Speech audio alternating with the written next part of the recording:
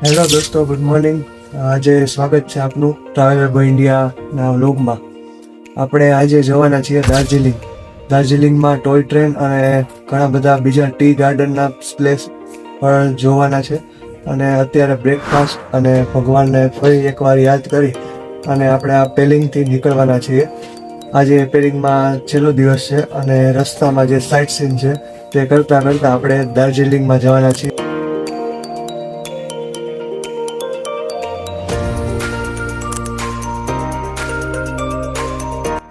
આજનો સવારનો નાસ્તો જોરદાર હતો. બટેટાવાળા ઉત્તપમ અને જે ખાખરા રેગ્યુલર હોય અને જે અલગ અલગ વસ્તુ જે રેગ્યુલર નાસ્તામાં હોય છે તે બધી જ ટોટલ 9થી 10 જેટલી વાનગી નાસ્તામાં સવારે હતી. સિક્કિમ રાજ્યની જે ચેકપોસ્ટ લાસ્ટ પૂરી કરી અને આપણે હવે બંગાળમાં ધીમે ધીમે એન્ટર થઈ રહ્યા છીએ. બંગાળની ચેકપોસ્ટ ઉપર આપણે ચેકિંગ લઈ અને હવે દાર્જિલિંગ તરફ આપણે જઈ રહ્યા છીએ.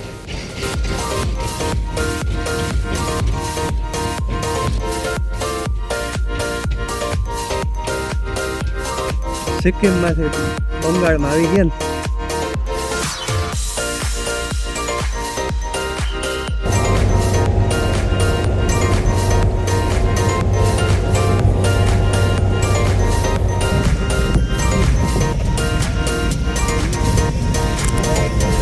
Welcome to the Darjeeling, the queen of hills. કેમ છે બાકી આ પહાડ વિસ્તારમાં રહેનારા લોકોની તાકાત? આ પેકેજમાં બાકી જમવાનું રોજ ટાઈમસર જોરદાર મળી જતું અમને. જમીને પછી આપણે હોટલના જે રૂમ હતા તેના પર આવી ગયા. થોડી વાર આરામ કરવાનો હતો, ટાઈમ આપેલો હતો બધાને. આરામ કરી અને પછી ટોય ટ્રેન માટે અમારે નીકળવાનું હતું. એટલા માટે જે આખો રૂમ છે અમારો એક્સપ્લોર કરું છું તમને. પહાડ ઉપર આ ટાઈપના રૂમ મળવા બહુ જ કોસ્ટલી પણ હોય છે. થોડી વાર રેસ્ટ કરી અને અમે નીકળી ગયા હતા ટોય ટ્રેનની સફર માણવા માટે દાર્જિલિંગની બજાર વચ્ચેથી. આ તમે જુઓ છો એ દાર્જિલિંગની આખી વચ્ચેની બજાર છે અને સાથે સાથે લોકો ત્યાં ઉપર રહે છે તેના ફ્લેટ પણ આવેલા છે. તો આખી બજાર જોતાં જોતાં આપણે જઈએ ટોય ટ્રેન સુધી.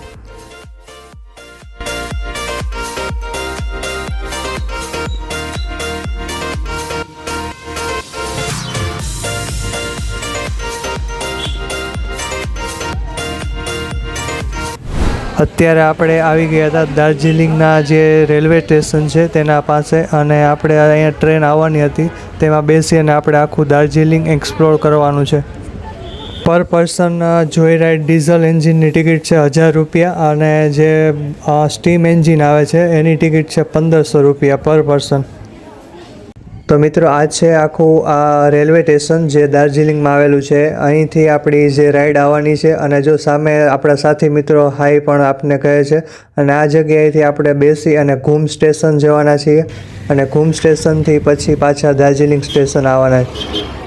આપણે જે ટ્રેનમાં જવાનું છે એ દાર્જિલિંગથી ઘૂમ સ્ટેશન ને ઘૂમ સ્ટેશનથી પાછું દાર્જિલિંગ સ્ટેશન આવવાનું છે. આખી ફેર રાઈડ છે એટલે દાર્જિલિંગ ટુ દાર્જિલિંગ. અને સામે જો બધા ફોટોગ્રાફી કરી રહ્યા છે.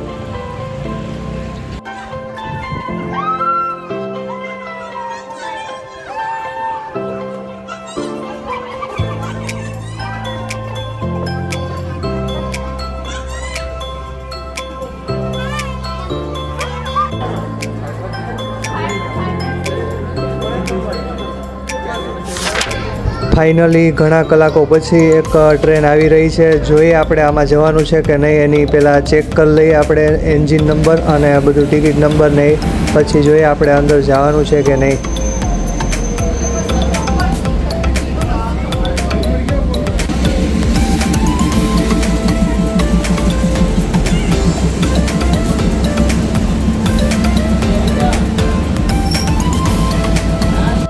મિત્રો આ આપણી ટ્રેન નહોતી કારણ કે આપણી ટ્રેન છે એ બીજા સ્ટેશન ઉપર આવવાની છે. આ બીજા મિત્રોની ટ્રેન હતી અને આપણી જો આ ટ્રેન આવી રહી છે 2 નંબરના સ્ટેશન ઉપર.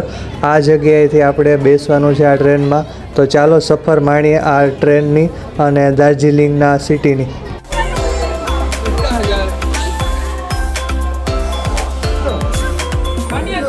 Toy train in Darjeeling. Finally મિત્રો અમે બુક કરેલ જે સીટ હતી તે મળી ગઈ અને અમે નીકળી ગયા હતા દાર્જિલિંગ સિટીની અંદર જવા માટે. ખરેખર જે આપણે વિડીયોમાં આ ટ્રેન ઘણીવાર જોઈ એના કરતાં પણ વધુ મજા આ પ્રત્યક્ષ બેસીને આવતી હોય છે, કારણ કે વિડીયો અને પ્રત્યક્ષમાં ઘણો બધો ફેર પડી જાય. અને આ દાર્જિલિંગની જે પહાડ ઉપર ચાલતી ટ્રેન છે એનો એક્સપિરિયન્સ કંઈક અલગ જ હોય છે.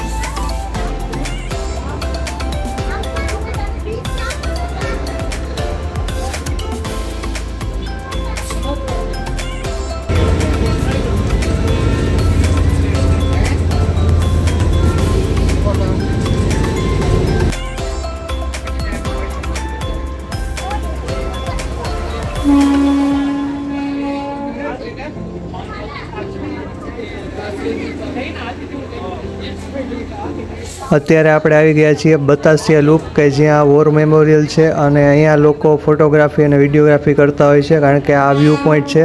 અહીંયા આ જે ટ્રેન હોય છે તે 10થી 15 મિનિટ જેટલો બ્રેક લે છે અને બધા જ લોકો અહીં ફોટોગ્રાફી, વિડીયોગ્રાફી, ટી ગાર્ડન સાથે બધું જ કરતા હોય છે એના લોકલ ડ્રેસ પહેરીને.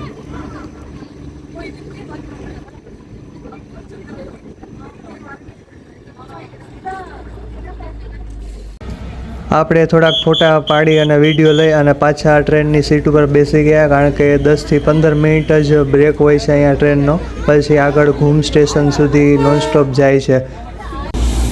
આપણી સાથે આવેલા ઘણા લોકો જે આગળ ટ્રેન ચાલુ થઈ છે તેમાં બેઠેલા છે અને થોડા ઘણા આપણી સાથે આ ટ્રેનમાં છે. બધા અલગ અલગ ગ્રુપમાં ડિવાઈડ થઈ ગયા છે અને હવે નોનસ્ટોપ ઘૂમ સ્ટેશન સુધી જ ટ્રેન જવાની છે.